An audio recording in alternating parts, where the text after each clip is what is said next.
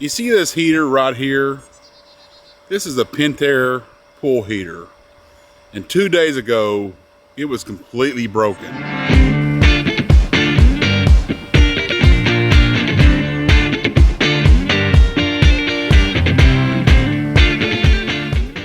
I mean, it would start up and it had this terrible rattling noise, like that.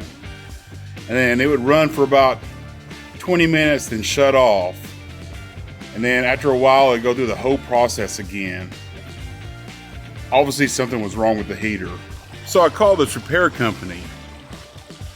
And without even coming to look at it, they called me and said, we can come out and replace 2 different parts. And these parts may or may not fix that heater. And the cost for that is going to be $1,000. Or they can come out and put in a brand new heater, and the cost of that was $4,500.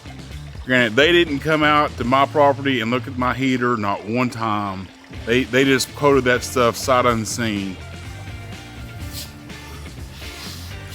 So I did what pretty much anybody would do.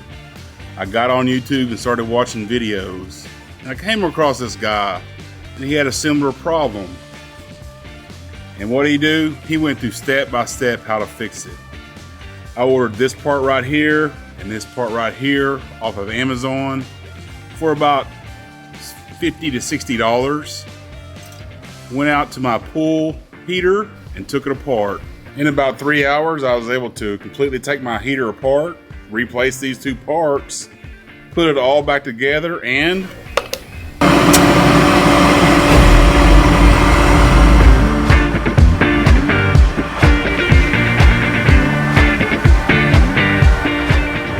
heater is working like a charm.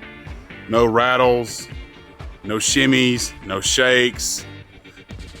Working basically like brand new. And that's why YouTube is one of the greatest resources of all time.